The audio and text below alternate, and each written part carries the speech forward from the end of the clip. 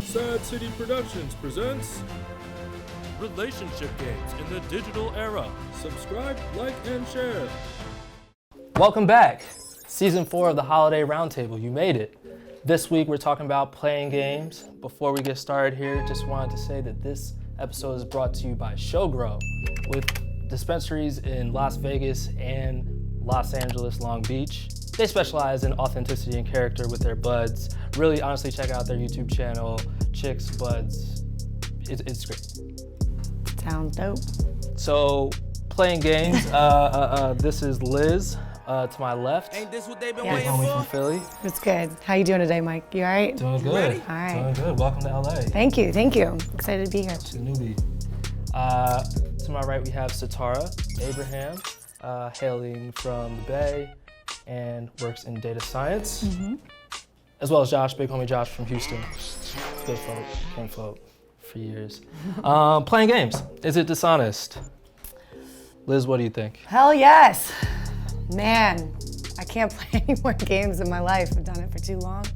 I'm just over it. I'm not a game player personally. I like to keep it straightforward, keep moving, stay honest with the homies, you know? Yeah. So yeah, that's my take on it for sure. Yeah, I mean, honesty is key. Yeah. Satara, playing games, dishonest? Yeah. I think also I'm biased because I'm just really bad at playing games. So. Fair.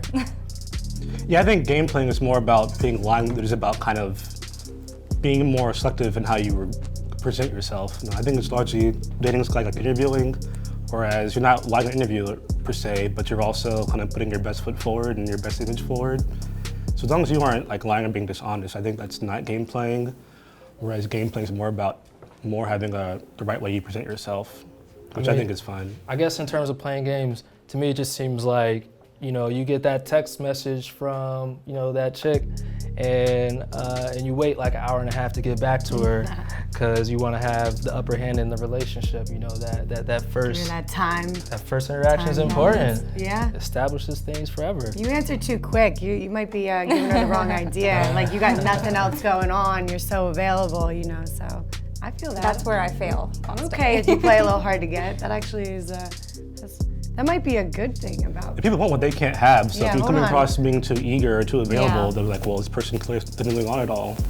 Whereas you, It's nice more when it's select- natural, though. You know. yeah, when you not are so busy, much. not just being like, well, I'm gonna wait and finish Yeah. off this Game of Thrones episode. Right. So it sounds like in order to not play games, you actually have to have something going on in your life.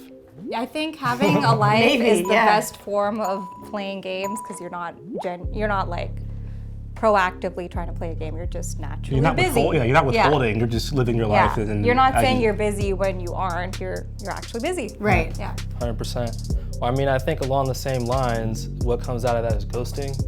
Ghosting happens a lot. Ghosting is basically when you disappear on somebody, you just cut off all communication. It's Right. kind of come onto the scene in pop culture the last couple of years. I think they had an episode of Insecure about ghosting. I don't really understand that. Like, why do people ghost? It's like, it's inhumane, right? Well, I done by personally- criminal. Yeah, it's criminal. No, I personally think it's a defense mechanism sometimes for women. I think, you know, we have to kind of, you know, do the ghosting thing when like the guy's not getting the hint maybe, or, you know, you've already said kind of, you know, you've laid it out there that you weren't interested. You know, you can only say it so many times before you just kind of got to give it the silent treatment and hope he just backs off because, you know. What do you say exactly though? You say like, let them know, but I are you try to actually be being as- like pretty upfront about it? Like, Yeah, I mean, with going back to like the playing games thing, I really try not to play the game. Like I try to keep it as honest and straightforward as possible. So, you know, if I don't say it clear enough the first We time, appreciate that. Yeah, I try to follow up with a, hey, just so you know, like I said, I think we'd be better as friends. Which means fuck off, right? Kind of, yeah. So, I mean, if I have to say it again and then you continue to 7 text messages, I haven't responded, you might get ghosted. You might I don't get even a little, put the friend thing out there, because let's be real. I put the friend thing out there as we're like not a gonna nice way to hang say, out. yeah. But I think, especially in this city, ghosting is just a sign or a byproduct of us doing most of our communication over screen. So it's very easy to not be skilled at conflict. Conflict resolution. Yeah. It's a buffer between doing it in person. It's a bit more kind of awkward. So in one respect, for some of us, it might be a defense mechanism, but I think for the vast majority of people that are chronic ghosters, I think it's just because Chronic ghosters. Brought to you by Showgirl. I think they just, they're lacking maturity and communication skills. 100%, 110%, on God. 21. To that effect, definitely think that since moving here to LA, so I moved here to LA in 2008, and all of my social skills were null, because Liz and I are from Philly, and we out here, Eating Wawa. eating our Wawa, eating our hoagies. I mean, come see us. East Coast. But playing the game back then was a lot different. It was still apps, right? There was MySpace. I had a girlfriend from MySpace. You got MySpace hoes? We went to the food court. Were they all in your top 8? KOP. Were they all in your top 8? But back then, even though it kind of seemed like you can't really put all your cards on the table right away, do you guys think playing games here in LA is different than in your hometown? Yeah, for sure. I feel like in your hometown, playing games or ghosting anybody is different, because you're bound to run into them somewhere. It's depending on how small your town is. And, our town's pretty small, so we would have definitely been running into people. Yeah, Trap Tavern. Yeah, Trap, Phoenixville, King of Prussia. 100%. Philly, you never know. You run into but in that degree, it is a radius.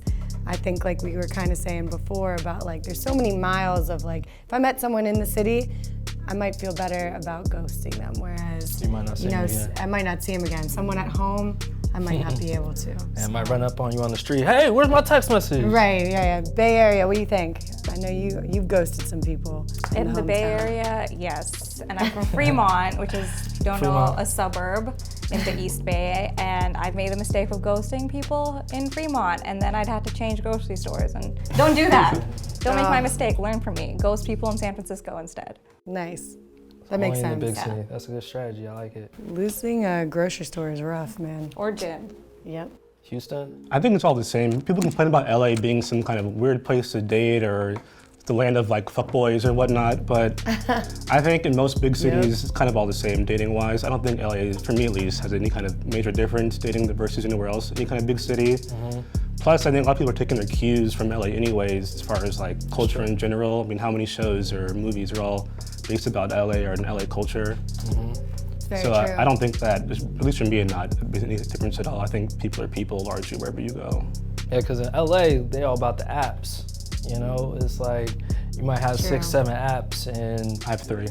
You have 3? Yeah, you got 4.5 or 3.5. Your Bumble. Soul Swipe stopped working. Soul Swipe? It stopped working. What? Of course the black one broke. Wow. Wait, can I get on that one though? Because Yeah, you do well on that probably. I'd be all right. I just downloaded my first app actually. Oh yeah, how's that going? So you know what? I haven't actually been on it since I downloaded it. I'm the worst. I'm not responding to anybody, so don't look me up. You probably won't be able to find me. I'm out here in these Dayton streets right now online. It's rough out here shooting shots. It is rough. It's crazy out here. Yeah. Seeing them ghosts close up, huh? I feel like I've heard about LA though not being a very serious dating town. Okay. People are out here doing so many other things. How real of a relationship can you actually I think that's with any big city though. With any city where there's a lot of jobs and opportunity, people are probably gonna push back starting a family, and they're not gonna be. Right. People seem to be ambitious in other ways. Plus, as you have more options too, you don't really pick it all. It's like the Cheesecake Factory. The menu's too big, so you spend a lot of time trying. Yeah, what's your flavor, So I like chocolate. To your point, do you feel because I think that was an interesting point. If you're moving along in your career, if you're more career invested, are you comfortable saying that you're more likely to ghost because you're unwilling to commit? No, I think as you get career-wise progression, you're also getting older and hopefully more mature. So I think ghosting and maturity Yeah, kind I of think are. they're two separate. Okay. You Yeah, can for be sure. willing to push back settling down and still be decent enough to tell someone, hey. Right. I think if you Or keep not, it straightforward, then the ghosting thing doesn't necessarily have to happen if you're not playing games, you know? So, Interesting. yeah, that's kind of my take on it, though. Okay. Yeah. So consensus, I want to see if we get consensus here, is playing games dishonest. Liz. Hell yes, dishonest. Okay, I say 100%. so too. Yeah, for sure. Yes. Yes. Okay, unanimous. Love it. All right, well, this is the Holiday Roundtable. If you like what you're watching, mash that subscribe button and make sure to ring the bell too. Don't miss a thing. We'll see you next week. Peace.